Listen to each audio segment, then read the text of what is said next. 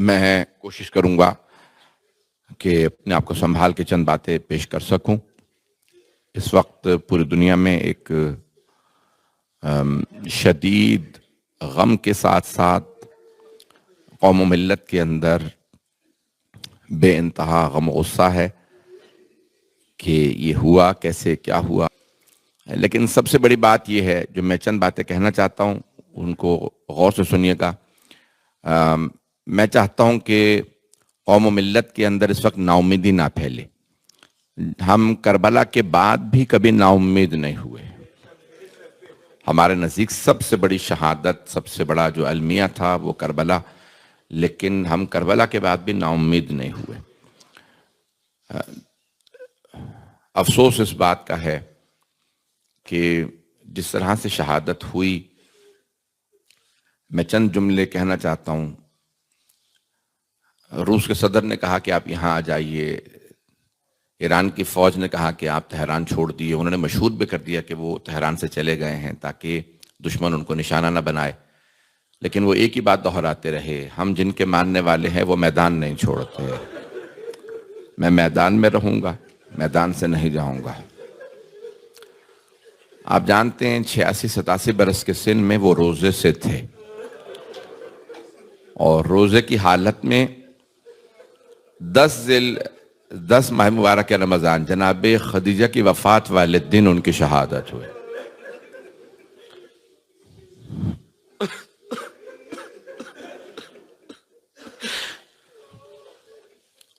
اور ہم یقین سے کہہ سکتے ہیں کہ ہمارے رہبر نے میدان نہیں چھوڑا،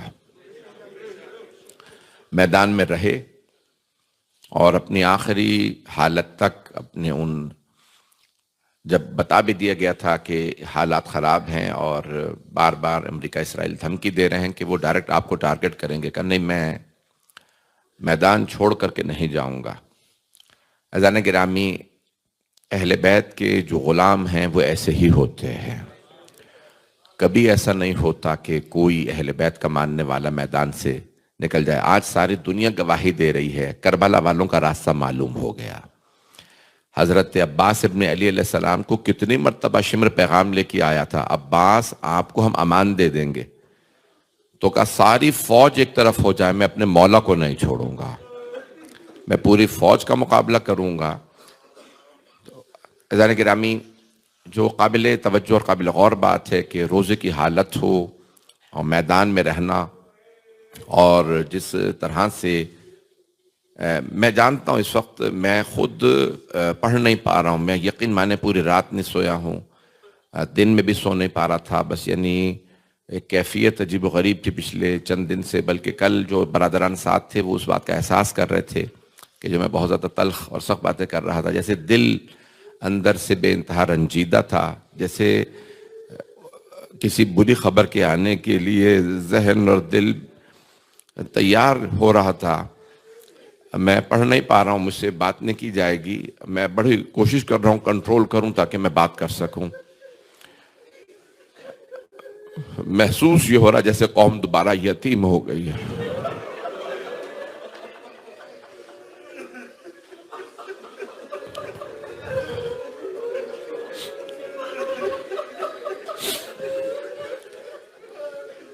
آپ جانتے ہیں جناب مسلم ابن عقیل کی جب شہادت ہوئی تھی تو مولا حسین بہت روئے تھے، اور جناب مسلم کا ساتھ دینے والے جناب ہانی ابن عروہ، آپ جانتے ہیں جناب ہانی جوان نہیں تھے، بزرگ تھے، ایک بوڑھے صحابی رسول تھے، بہت بزرگ تھے جناب ہانی ابن عروہ۔ انہیں صرف اس جرم میں مارا گیا کہ یہ مسلم کے ساتھ کھڑے ہیں۔ جناب ہانی ابن عروہ کو اس لیے شہید کیا گیا، یہ مسلم کے ساتھ ہے۔ اگر آپ دیکھیں کوفے کے وہ تمام شیعہ جنہیں بے دردی سے عبید اللہ ابن زیاد نے مارا، شہید کیا، صرف اس جرم میں کہ مسلم کے ساتھ۔ اور جناب مسلم ابن عقیل نے جس طرح سے بعض اوقات انسان تعجب کرتا ہے کہ ہر دور میں وہی کردار آتے رہتے ہیں، بعض اوقات ساتھ چلنے والے نہ جانے کس کے ساتھ ہوں، اور کتنی شہادتیں ہوئی ہیں۔ ابھی تک ایران کھل کے اعلان نہیں کر رہا کہ ان کے پاس کتنے افراد موجود تھے، تاکہ لوگ دل برداشتہ نہ ہوں۔ پورے کل شہادت ہو چکی تھی، صبح ہی شہادت ہو گئی تھی، لیکن انہوں نے اعلان نہیں کیا تاکہ لوگ نا امیدی کا شکار نہ ہو جائیں. رات پوری گزاری، اور پھر ابھی بھی چند کمانڈرز کا، چند جرنیلوں کا اعلان کیا گیا ہے، جبکہ خبر یہ آ رہی ہے کہ متعدد کمانڈر شہید کر دیے گئے.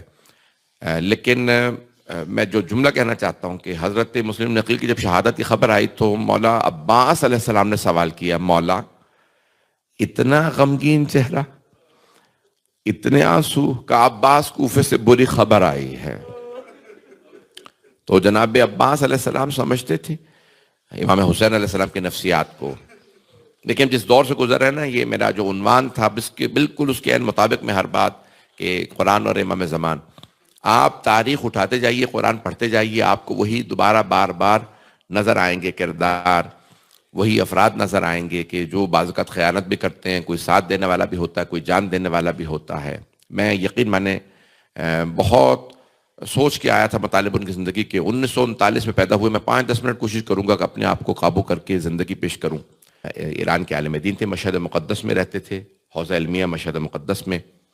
ان کی والدہ ایک علمی گھرانے سے تھیں اور بہت مذہبی گھرانے سے تھیں. اس وقت میں ایک بات کہہ دوں کہ مغربی دنیا میں خوف و ہراس پھیلایا جا رہا ہے کہ ان کا نام نہ لیا جائے. وہ مغرب کے دشمن مجالس جو پڑھیں گے، جو نام لیں گے، وہ امام بارگاہیں بند کر دی جائیں گی. اس وقت یہاں پہ بھی یہی حالات ہیں.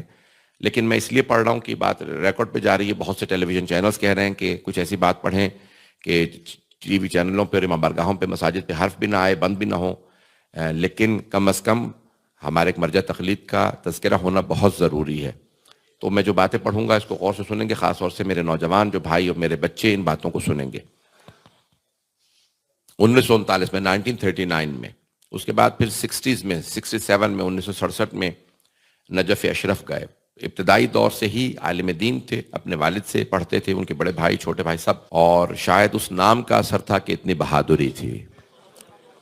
اور پھر نسلاً حسینی تھے، امام حسین کی نسل سے تھے. خون کا اثر تھا کہ میدان میں ڈٹے رہے، کہ اہل بیت علیہ السلام کے خون کا اثر یہی ہوتا ہے کہ پھر انسان اس میدان کو کبھی نہیں چھوڑتا. تو والد کے پاس پڑھتے رہے، کئی برس مشہد مقدس میں پڑھے. اپنے والد سے بار بار کہتے تھے مجھے پڑھنے کے لیے نجف جانا ہے. اس زمانے میں نجف اپنے عروج پہ تھا، آب و تاب پہ تھا. تو بار بار اپنے والد سے کہتے مجھے نجف جانا ہے. تو ان کے والد ایک ہی بات کہتے تھے کہ نہیں، میں نہیں چاہتا کہ تم کہیں اور جاؤ، میں چاہتا ہوں میری آنکھوں کے سامنے رہو. آپ جانتے ہیں نا، ہر باپ چاہتا ہے. مولا حسین علیہ السلام کو جناب علی اکبر سے بہت محبت تھی، اور اگر بیٹا خوبصورت بھی ہو، تابعدار بھی ہو، عالم بھی ہو، بتقوی بھی ہو، تو باپ چاہتا ہے بیٹا آنکھوں کے سامنے رہے. تو جب پڑھنے کے لیے گئے 60s میں نجف اشرف، تو 1 سال 1.5 سال وہاں پہ آغا حکیم، آغا خوئی، آغا حسین حلی، بڑے بڑے جید علماء کے پاس تعلیم حاصل کرنے کے بعد والد کو خط لکھا 1.5 برس بعد کہ میں نے یہاں پہ کتاب کا ترجمہ بھی کیا ہے، میں بہت دل لگا کے پڑھ رہا ہوں، اگر آپ مجھے اجازت دے دیں میں یہیں رک جاؤں. آغا سید مرتضی آل یاسین کی کتاب کا ترجمہ کیا، صلح حسن، امام حسن کی صلح کا جواب، کہ بہت سے لوگ کہتے ہیں مولا حسن کی صلح جو ہے وہ بیعت تھی، اس کا جواب انہوں نے لکھا تھا آغا آل یاسین نے. اس کا ترجمہ کیا فارسی میں. بلکہ خود کہتے تھے کہ میں جب نجف پہنچا تو میں کہتا تھا اس موضوع پہ میں بہت تحقیق کرنے کے بعد بہترین کتاب لکھوں گا. تو کہا اس کے لیے میں مختلف کتابیں پڑھ رہا تھا، اچانک جب ان کی کتاب کو پڑھا تو کہا اس سے بہتر میں نہیں لکھ سکتا، میں نے اس کا ترجمہ کیا فارسی میں. یہ ہوتا ہے انسان کا علمی معیار، کہ انسان نے خیانت نہیں کی کہ اپنے نام سے لکھتے، بلکہ انہی کی کتاب کا فارسی میں ترجمہ کیا. والد تو خط لکھا کہ میں یہیں رکنا چاہتا ہوں، میں نجف میں رہنا چاہتا ہوں، مجھے اجازت دے دیجیے. ان کے والد نے کہا پہلی فرصت میں فوراً واپس آ جائیں، آپ مشہد مقدس میں تعلیم جاری رکھیں. واپس آئے، تعلیم کو جاری رکھا. ان سے کسی نے سوال کیا زندگی میں اتنی کامیابیاں کیسے نصیب ہوئیں؟ بچوں اور نوجوانوں کے لیے جملہ پیش کر رہا ہوں. مرحوم حضرت آیت اللہ خامنہ سے سوال کیا گیا تھا آپ کی زندگی میں کامیابی کا سب سے بڑا راز کیا ہے؟ تو کہتے تھے کہ میں انقلاب سے پہلے بہت محنت سے پڑھتا تھا، سب کچھ کرتا تھا. اور آپ جانتے ہیں کہ ایران میں جو مدرس ہوتا ہے وہ خطیب نہیں ہوتا، جو خطیب ہوتا ہے مدرس نہیں ہوتا، جو امام جماعت ہو نماز پڑھائے وہ اور کوئی کام نہیں کرتا.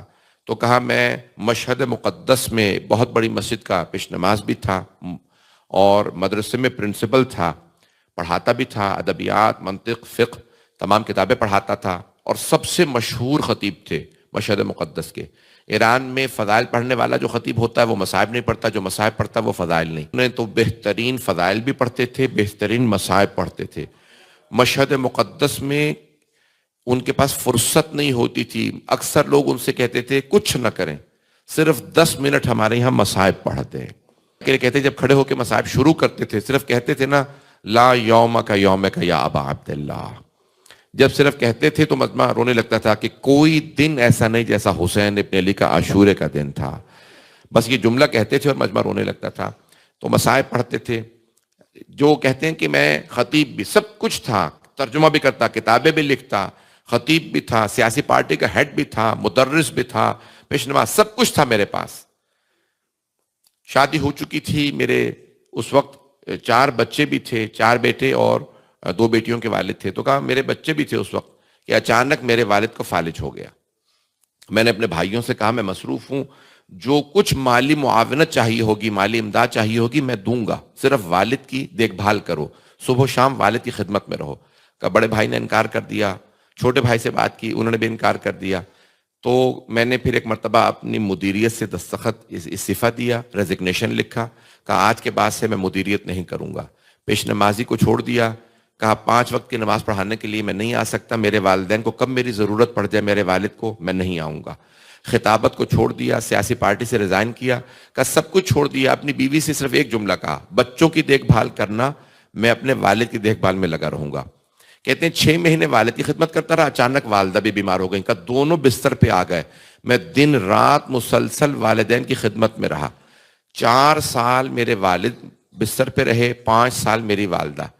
جب دونوں کا دنیا سے انتقال ہو کے رخصتی ہوئی تو میں نے اپنے آپ سے کہا خطابت ختم ہو گئی، سیاسی پارٹی سے میرا کردار ختم ہو گیا، امام جماعت کوئی اور بن گیا، میری تدریس، ترجمہ، تالیف سب کچھ ختم ہو گیا۔ کہا اب میں تمام نوجوانوں سے کہنا چاہتا ہوں کہ جتنا کچھ اللہ نے مجھے میری والدین کی خدمت سے پہلے دیا تھا وہ میری خدمت کا نتیجہ تھا، اور اللہ نے میرے والدین کی خدمت کے نتیجے میں مجھے وہ کچھ دیا جو میں کبھی سوچ بھی نہیں سکتا تھا۔ میں نے اپنے والدین کو کبھی ایک لحظہ انتظار نہیں کرنے دیا، دن رات ان کی خدمت میں کھڑا رہتا تھا، دیکھتا رہتا تھا چہروں کو کہ بول نہیں پاتے، کہیں کو پیاس تو نہیں لگی، کہیں ان کو لباس بدلانے کی ضرورت تو نہیں ہے۔ کہ میرے بوڑھے والدین تھے، میں نے 4 ساڑھے 4 سال اپنے والد کی، 5 سال اپنی والدہ کی مسلسل خدمت کی۔ کیا قسم کھا کے کہتا ہوں کہ جو کچھ مجھے اس سے پہلے خطابت، تدریس، قلم، سیاست، جو کچھ اللہ نے دیا تھا وہ میری محنت سے تھا، لیکن جب میں نے اپنے والدین کی خدمت کی اس کے بعد جو کچھ مجھے ملا وہ اس خدمت کا نتیجہ ہے۔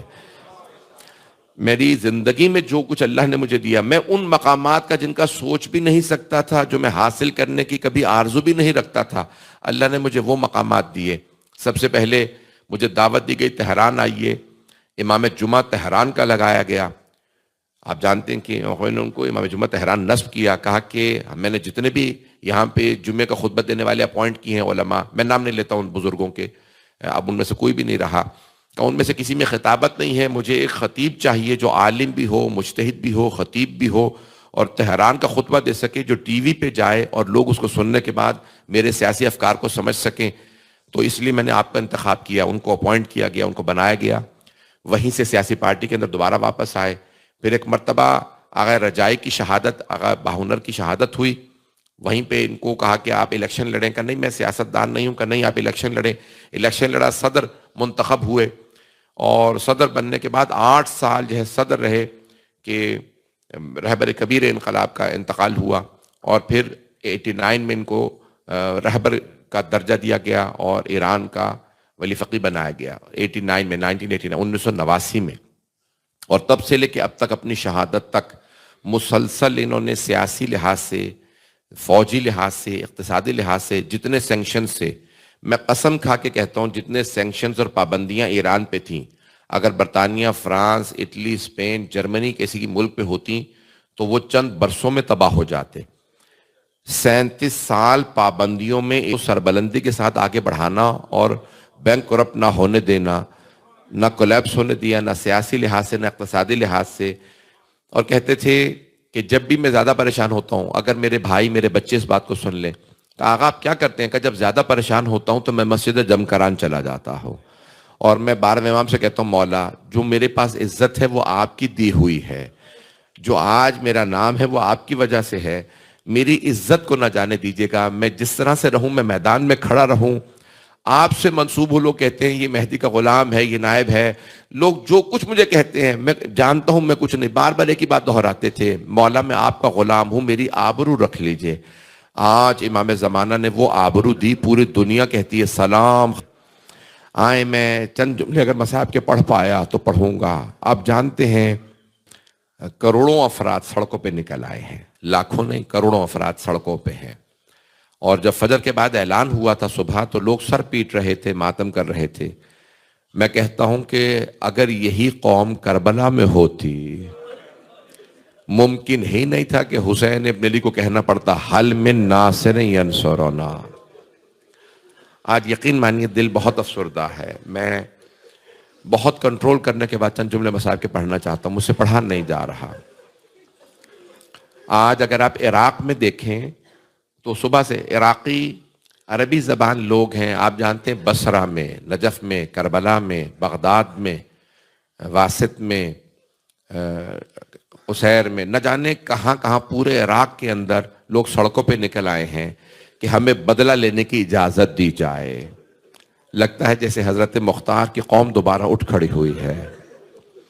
آپ جانتے ہیں کراچی میں 10 سے زیادہ شہادتیں ہیں، سلیٹ ہے، انہوں نے فائر کھولا اور وہاں پہ شہادتیں ہوئی، لاہور میں شہادتیں ہیں، 35 ہو گئی ہیں، اور پورے پاکستان میں شاید 35 نہیں، صرف کراچی کی، پورے پاکستان میں صرف کراچی کی 10 سے زیادہ شہادتیں ہیں، پھر لاہور کی شہادتیں ہیں، پھر ہمارے اسکردو میں شمالی علاقہ جات میں آپ جانتے ہیں کہ کیپٹل ہے، وہاں پہ یونائٹڈ نیشنز کے مومنین ہمارے ان حالات کے اندر، ابھی برادر بتا رہے ہیں کہ میں نے جو متعدد دیکھی ہیں کہ لاہور کی آج شہادتیں، کہ 10 سے زیادہ کراچی کی شہادتیں، اسکردو کی، اور اس وقت پورے پاکستان میں مومنین نے ہندوستان کے شہروں میں، حتیٰ کشمیر کے ان علاقوں میں جہاں پابندیاں ہیں مجلس پہ بھی، وہاں لوگ باہر نکلے اور شہادتیں بھی دی ہیں۔ ہر آدمی ایک ہی بات کہتا ہے، لگتا ہے ہم دوبارہ یتیم ہو گئے ہیں۔ میدان کربلا میں کسی ایک بی بی نے کہا تھا، میں ہاتھ جوڑ کے درخواست کروں گا، مجھ سے آج پڑھا بالکل بھی نہیں جا رہا۔ آپ جانتے ہیں حضرت ابو ذر جب انہیں ربضہ میں تبعید کر دیا گیا تھا، ایگزائل کر دیا، نکال دیا حضرت ابو ذر کو، تیسری خلافت نے کہا ابو ذر آپ خالی کر دیجئے، مدینہ خالی کر دیجئے، آپ ہمیشہ علی کی بات کرتے ہیں، ہمارے خلاف بولتے ہیں۔ جناب ابو ذر بزرگ تھے، انہیں ربضہ میں بھیجا گیا، ربضہ میں پانی کی قلت تھی، جناب ابو ذر بزرگ تھے، جوان بیٹے نے کہا بابا میرے ہوتے ہوئے آپ کھیتوں میں کام کریں، فصلیں لگائیں، بابا مجھ سے برداشت نہیں ہوتا، میں فصلوں میں کام کروں گا بیٹا۔ ایک ایک کر کے سارے جانور مرنے لگے کیونکہ پانی کی قلت تھی، آپ کے بیل، آپ کے اونٹ جب سب مر گئے تو ایک مرتبہ جوان بیٹے کا غم اور داغ برداشت کرنے کے لیے کسی حسین کا دل چاہیے۔ جناب ابو ذر کے جوان بیٹے کا انتقال ہوا، آرام سے سنیے گا، میرا ہر ایک سے وعدہ، ہر آنکھ میں آنسو آئے گا۔ تو جناب ابو ذر کے جوان بیٹے، جس کی وجہ سے ان کو ابو ذر کہا جاتا تھا، ذر نام تھا بیٹے کا، جناب ابو ذر کا نام تھا جندب ابن جنادہ۔ جب جوان بیٹے کا انتقال ہوا نا تو آپ اپنی زوجہ سے کہنے لگے کیا بات ہے؟ کہا جناب ابو ذر کی زوجہ نے کہا ابو ذر مجھ سے ذر کا انتقال برداشت نہیں ہو رہا، دن رات ماں روتی رہتی تھی، آپ جانتے ہیں نا کوئی لیلا بھی ہو تو مر جائے، کوئی حضرت لیلا سلام اللہ علیہا بھی ہونا تو جناب علی اکبر کا غم، اولاد کا غم بہت سخت ہوتا ہے۔ جناب ابو ذر کی زوجہ بس ایک ہی جملہ دہراتی رہتی تھی، ذر جانے کے دن ہمارے تھے چلے تم گئے۔ ایک دن جناب ابو ذر نے دیکھا کہ آپ کے بیٹے کی قبر پہ آپ کی زوجہ کی لاش پڑی ہے، روتے روتے ماں مر گئی، ایک ہی بات دہراتی تھی۔ آپ جانتے ہیں نا جناب لیلا صرف کربلا کے بعد رہائی ملی تو 6 مہینے زندہ رہی، جو بھی مدینے آتا تھا پوچھتا تھا یہ کس بی بی کے رونے کی آواز آ رہی ہے، تو مدینے والے کہتے تھے یہ علی اکبر کی ماں ہے، انہیں علی اکبر کا بہت غم ہے۔ اب میں کیسے پڑھوں آپ کے سامنے یہ سارے جملے؟ تو اب جناب ابو ذر کے جب آپ نے کیا کیا، پہلے بیٹے کو دفنایا پھر بیوی کو دفنایا، جناب ابو ذر خود بیمار ہو گئے، اگر دیکھ سکے تو دیکھیے گا، ایک دن بہت بیمار تھے کہ آپ کی بیٹی نے کہا بابا یہ کیا حالت بنا رکھی ہے، بابا اگر آپ کو کچھ ہو گیا تو اس بیابان میں کیا کروں گی، بابا تنہائی میں تو مر جاؤں گی، بابا میں تو آپ کو غسل و کفن بھی نہیں دے سکتی، بابا میں بہت چھوٹی ہوں۔ جناب ابو ذر نے کہا بیٹی میرا ہاتھ پکڑو، میرے ساتھ چلو، میں تمہیں مدینے پہنچا دیتا ہوں۔ بیٹی مدینے میں ہمارے مولا علی رہتے ہیں، بیٹی علی یتیم پرور ہیں، کسی یتیم کو لاوارث نہیں ہونے دیتے، آؤ میں آپ کو دوبارہ مدینے پہنچا دوں۔ جناب ابو ذر نے بیٹی کی انگلی پکڑی، چلنے لگے، کچھ ہی دور چلے تھے دھوپ میں گر گئے۔